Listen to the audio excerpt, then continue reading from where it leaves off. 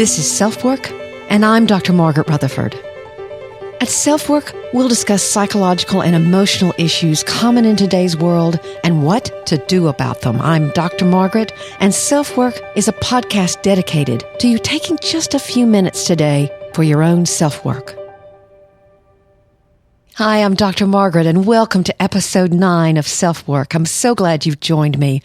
I'm a clinical psychologist, and I've been in private practice in Fayetteville, Arkansas for over 20 years, but I've just begun podcasting.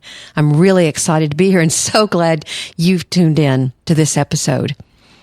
Today, we're going to be talking about shame. And what is shame? It's a belief that you are flawed, and of course we are all flawed, but that kind of belief leads you to the idea that you don't have any worth or value, that you don't deserve connection with others. It's extremely destructive. So today we're going to be talking about it. We'll talk about the difference between shame and guilt, the sources of shame. I'm going to talk to you a little bit about my own story, my own journey with shame, and how what one supervisor said to me years ago turned around my whole thinking about the usefulness of shame. And last, I'm going to be reading a question from a listener who wants to know something about the use of antidepressants, when they're called for, and when other things or other techniques for healing might be more helpful. So let's talk a little about the difference between shame and guilt. Those words are really used interchangeably often by many, but they're very, very different.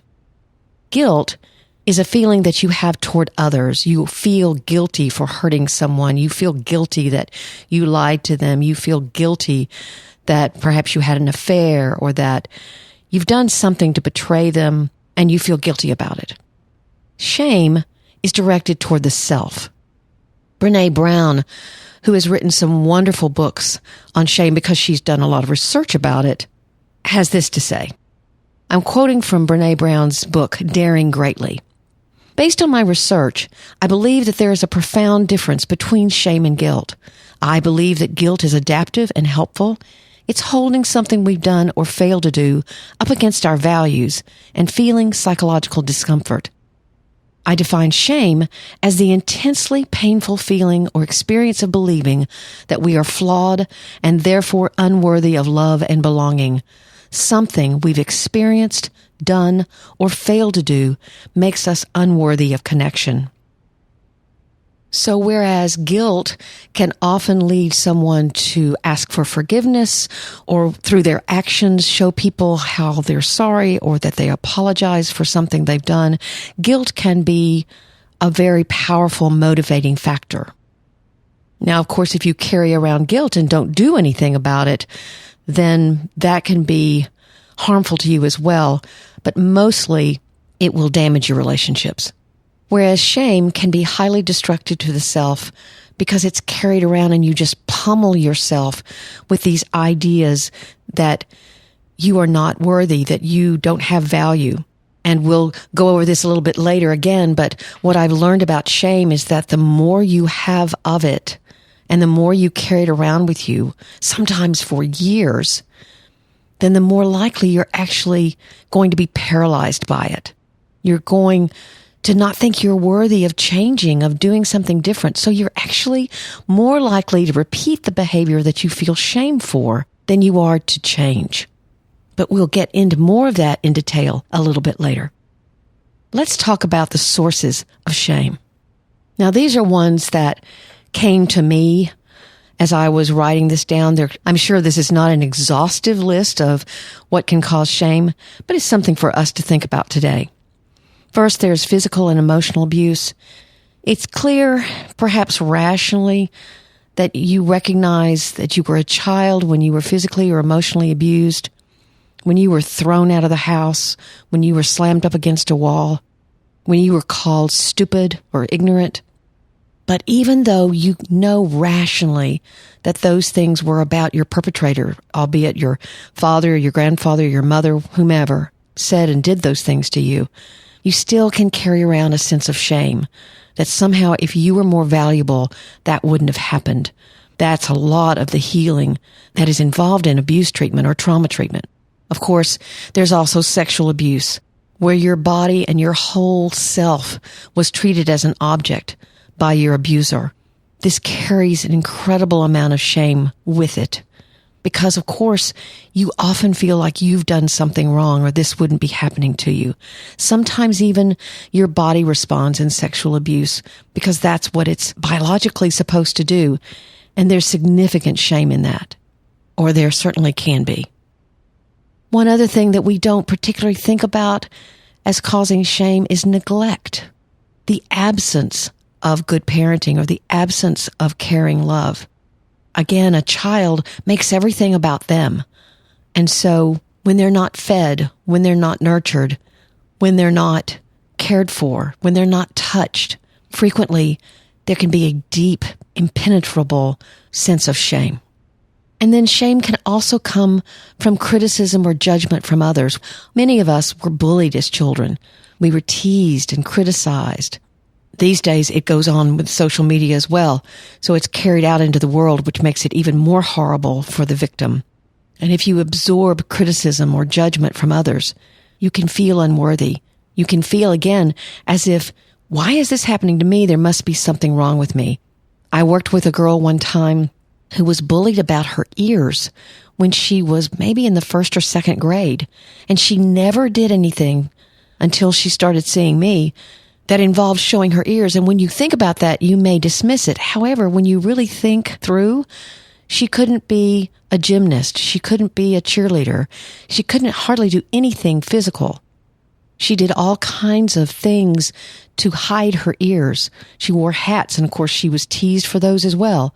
So the message from a bully or a parent or anyone who is highly critical can stay with you. Something we do as adults that can create shame, certainly, is when we compare ourselves with others. You can feel like there's something wrong with you because you don't have as nice a house or you're not as popular. I remember in high school, I was always nominated for things, but I never got elected. So I had to work very hard not to absorb that message of, well, you're almost okay. And there were probably people who wanted to be me and be nominated. So we're always on a spectrum. Some people have what we want. Some people want what we have. But when you compare yourself with others, it can lead to this very punitive self-talk and a very shameful dialogue with yourself. Something else that can lead to shame is perfectionism. I've talked about this in my podcast on perfectly hidden depression, which are episodes 3 and 4. But there is definitely a link between trying to do things perfectly and shame, because you have overly high expectations of yourself. In fact, for those of you who tend to procrastinate and feel shame about it, I had a patient tell me one time that another therapist had told her that her definition of procrastination was, quote unquote, insecure perfectionism, that you want to do things extremely well, but you're insecure about your ability to do it, so you put it off. But I've heard a lot of shame from people who procrastinate. They say things like, if only I could get things done on time, I'd feel better about myself. So to work out a procrastination so you don't shame yourself can sometimes be the focus of therapy.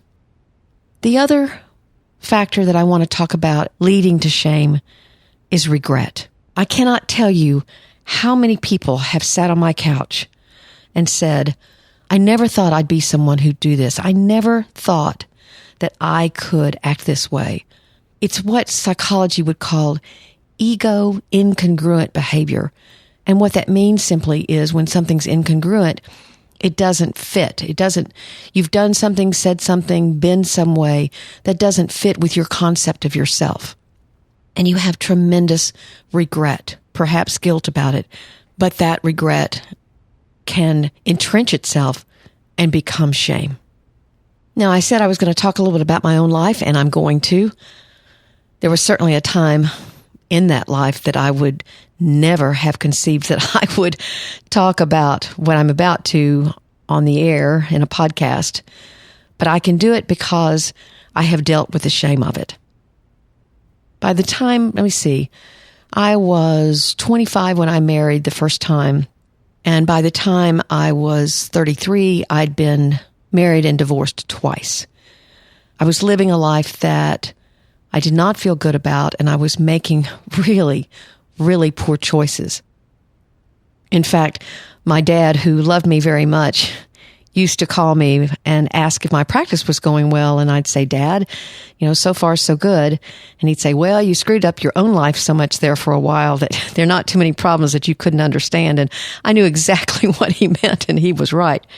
But I felt deep shame for that decade of my life. And it was really eating me alive. I will tell you, if you knew me then, that you would never have known how much shame I felt. And maybe if you're listening, you struggle with this as well. I made jokes about taking 2 trips down the marriage aisle. I looked like I was taking it all in stride, in fact. At the end of graduate school, a professor heard one of my colleagues mention to me about getting divorced our first year of graduate school, and he looked at me and said, "You got divorced?" I'd never known that. But I was tremendously ashamed of it, and I was putting up such a front that I was okay. But at night, when I got home, the shame was waiting for me. I'll never be proud or happy about the way all of that went. I'm sorry that I hurt other people along my own path of learning. But what I did figure out with some good therapy was that carrying the shame into each day would only cause me to make other mistakes. Shame keeps you locked into self-loathing, which only makes you more likely to continue what you're doing that's shameful. I made that point a few minutes ago, because you don't think you deserve any better. So you'll tend to just keep doing the same thing over and over and over. Certainly people with addictions know this pattern extremely well. And I see people all the time who are caught in their shame. I see it in people who feel that they're a part of something destructive. I hear it from those who are being abused. I hear it from those that are creating a problem all by themselves, who are keeping secrets and feeling guilt. They say things like, "I don't know why I can't stop. I don't know who I am anymore. I let this happen. Who in their right mind would allow this? My mother always told me things were my fault. That's my first thought now when something happens." It can be paralyzing. But luckily for me, I heard a supervisor, basically, I had been divorced for the second time about a year when I was exposed to this guy. He was a tall, lanky Texan. I really didn't like him very much. I thought he was a little full of himself. However, he had written some really good books that I admired, and so I sat down in his class and listened. And basically, this is what he said. Shame is helpful if it lasts for 10 seconds and leads to a change of behavior. I'm going to say that again. Shame is helpful if it lasts for 10 seconds and leads to a change of behavior. Frankly, I didn't believe him. At that time, I thought shame kept you in line, that you needed to hang on to feeling bad. I thought it was the same thing as having a good conscience. But now, I think the 10 seconds is a little dramatic, but overall, I think he's right. Shame is not the same as having a good conscience. It's punishing yourself over and over and over for what you regret, for a mistake that you made, or for what someone else did to you that somehow you're blaming yourself for. I believe so strongly that letting go of shame today helps you avoid self-destructiveness tomorrow. You can call it whatever you want to. You can call it forgiving yourself. You can use faith in a higher being to help you let it go. You can acknowledge you're human. You can see yourself with compassion. Telling yourself almost, what would I tell someone else? Would I walk up to a 6-year-old and say, it's really your fault that your father screams at you the way he does? No, you wouldn't. So what would you say to someone else, or what would you say to a child? It's so important to ask yourself these questions because they can lead to you beginning to be a little more objective about the shame you're carrying around. Other things that you can do to work through shame is to realize that at the time you were learning something vital, you couldn't know what you didn't know, obviously. Then again, what you can do when you feel shame and you recognize that it's hurting you and you want to let go of it, you can do things to try to atone. You can do things that will help you move past it. Again, that change of behavior that my supervisor was talking about. And that change of behavior is important because you realize then that you have changed, that you are different, that you're not the person anymore that did something that you regret, and that certainly you're not that child anymore that is helpless to defend him or herself. You can tell yourself, it wasn't my fault as a child, and if I did something or said something or was something as an adult, the longer I feel shame for it, the less likely I'm going to be able to actually change. One more important concept.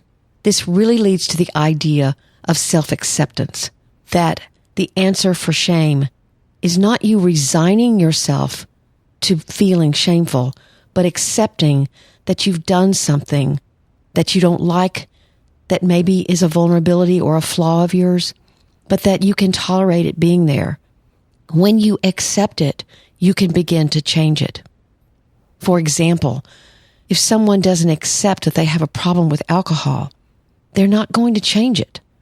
If they accept that they have a problem with alcohol or whatever the problem is, if they accept that they have a problem with jealousy, if they accept that they have a problem with spending too much money, you can begin to change it.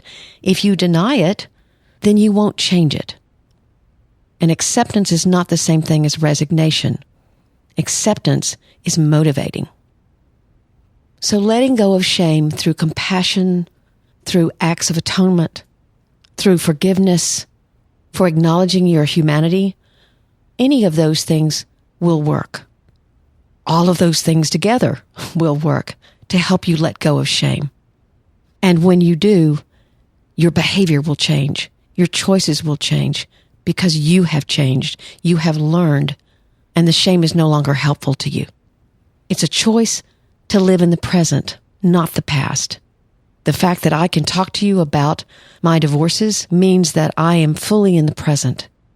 It's not that I will ever think of that as a wonderful decade of my life or something I'm proud of, but I can let it be without shame. So if you struggle with shame, I'm inviting you to join me in the present, in this day, and let go of it.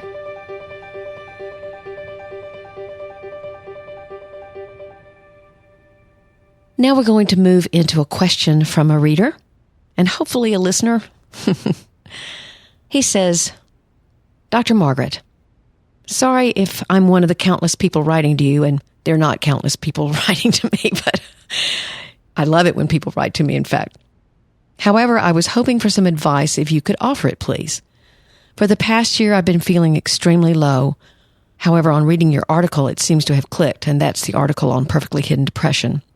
Outwardly to others, I try to solve everyone's issues and be a perfect host, but inside, I'm dying. I have an amazing wife and children, all who I love dearly. I just feel at times I don't want to carry on living. I try to remain positive. I've been seeing a psychological well-being practitioner, but I feel that they never really do anything to help. No one seems to listen or intervene. Do you think antidepressants are a good thing to take? I've been offered them, but not taken them. I would be grateful for any advice. I think the comment about the well-being practitioner, I believe this man wasn't from the United States, but was from another country, and I guess that's what they call their mental health practitioners. But here's my answer.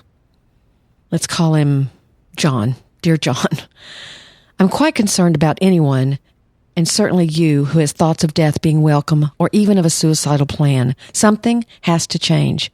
It doesn't matter if your external world looks great or even perfect. And if my articles have clicked, it's because there's an underlying significant depression that either your practitioner isn't seeing or you hide it so well that it makes it almost impossible for them. Not all mental health practitioners are proactive. Some believe their only job is to be there, but not make active suggestions or recommendations. As you can tell by listening to this podcast, by the way, I'm not one of those practitioners. So I continue.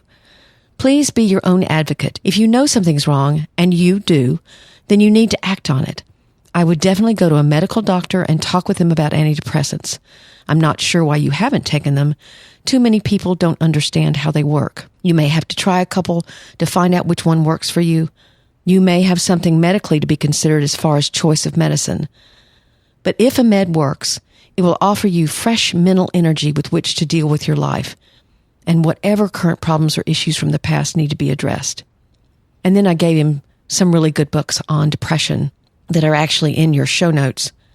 One of them was I Don't Want to Talk About It by Terrence Real. That's a great book for men on covert depression. And also Michael Yapko has some wonderful books on depression called Breaking the Patterns of Depression. That's Yapko, Yapko. And basically, my thoughts about medicine, of course, I'm not a psychiatrist, I'm a psychologist, so I have to talk about this carefully.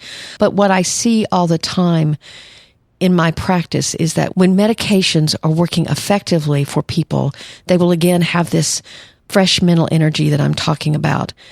Sometimes when you're depressed or anxious, you're trying to use your mind to fix the problem, obviously. And if your mind is broken, if it's not functioning correctly, it would be like trying to heal a broken leg by running on it. So there are many times that medication can be helpful. Of course, there are other alternatives. There's exercise. There's mindfulness and meditation practice. There's journaling. There's therapy. And there's so many different techniques in therapy. And so medication can be extremely helpful, especially if you have a very entrenched problem, meaning it's gone on for a long time, or you have chronic illness. I want to thank you for listening today. There are lots of ways to get in touch with me, and I hope you'll do that. My website is drmargaretrutherford.com. My email that I read every day and is confidential is askdrmargaret@drmargaretrutherford.com. I'd love for you to send me comments or suggestions for future podcasts. I'm also on Twitter at Dr_Margaret, and my phone number is 479-443-3413.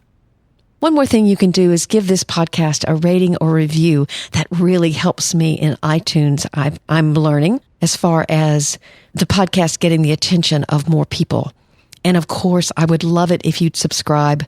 I'm going to be doing these podcasts about every 10 days or so. When I took a course on podcasting, they said I needed to podcast weekly, but I can't quite pull that off because I still have a very full practice. But I will be getting out a new podcast about every 10 days, and they'll be on diverse topics. So if one doesn't really float your boat, then hopefully the next one will be something that you could learn from. I appreciate you listening. I'm Dr. Margaret, and this has been SelfWork.